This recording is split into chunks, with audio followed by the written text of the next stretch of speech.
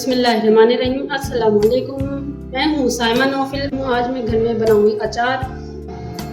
मेरी वीडियो को देखा कीजिए और अगर आपको पसंद आए लाइक सब्सक्राइब ज़रूर कर दिया कीजिए। आइए अपनी रेसिपी की तरफ चलते हैं। अचार बनाने के लिए जो चीज़ें मैंने ली हैं, 1 चम्मच मैंने खाने का चम्मच नमक लिया है, 1 चम्मच मैंने सौंफ ली है, 1 चम्मच मैंने कुटी हुई मिर्च ली है, 2 खाने के चम्मच मैंने साबुत धनिया लिए हैं जो कि हल्का सा मैंने कूट लिया है, आधा खाने का चम्मच मैंने कलौंजी ली है। इसमें हरी मिर्चें मैंने अचार के लिए 1.5 पाव ली हैं। इसकी डंडियाँ मैंने तोड़ के और इसको 2 टुकड़ों में मैंने काट के रख लिया है।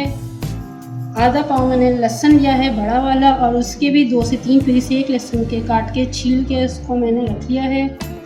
आधा पाव मैंने बाज़ार का अचार लिया है जो कि टेस्ट के लिए मैं इसमें शामिल करूँगी।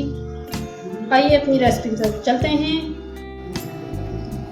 ये मैंने आधा किलो तेल लिया है मैंने और अच्छी तरह जब ये इसमें गर्म हो जाएगा तेल को तो मैं इसमें अचार में इसमें डाल दूँगी इस तेल को। अब मैं इसमें मज़ीद अज्जा शामिल करूँगी जो कि मैंने अचार के लिए लिए थे। अब मैं इसमें मैंने अचार लिया था आधा पाव बाज़ार का, वो इसमें शामिल कर रही हूँ। इसको मैं अच्छी तरह मिक्स कर दूँगी और बाकी के तमाम मसाले इसमें शामिल कर दूँगी।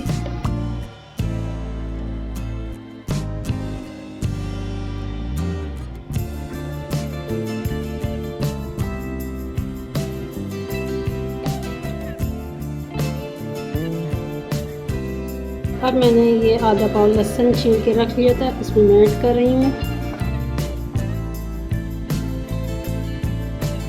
आधा पाव मैंने इसमें लहसुन लिया था छील के और उसको 2-3 टुकड़ों में काट लिया है। इसको मैंने शामिल कर दिया है इसमें लहसुन को और इसमें हम उसके बाद हरी मिर्चें इसमें डालेंगे।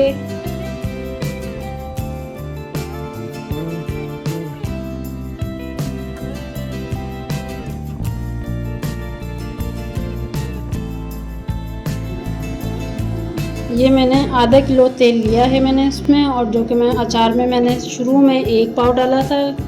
इसको सही से गर्म करके और 1 पाव में मज़ीद मिर्चों के ऊपर डालूँगी ताकि मिर्चें सही से भीग जाएं तेल में। जितनी तेल में भीगी हुई होंगी मिर्चें उतना ही आपका अचार अच्छा बनेगा और ख़राब भी नहीं होगा। और अगर तेल कम होगा तो फिर मिर्चें ख़राब रहेंगी, पूरा अचार आपका ख़राब हो जाएगा। हम शामिल कर दिया है तेल को गरम करके और अब मैं इसको अच्छी तरह मिक्स कर दूँगी। देख सकते हैं कि मैंने अचार को अच्छी तरह मिक्स कर दिया है और अब मैं इसको धूप में रख दूँगी अच्छी तरह ढक के। कम से कम 1 से 2 दिन के लिए इसको धूप में रख दूँगी और जब तैयार हो जाएगा तो मैं आपको दिखाऊँगी।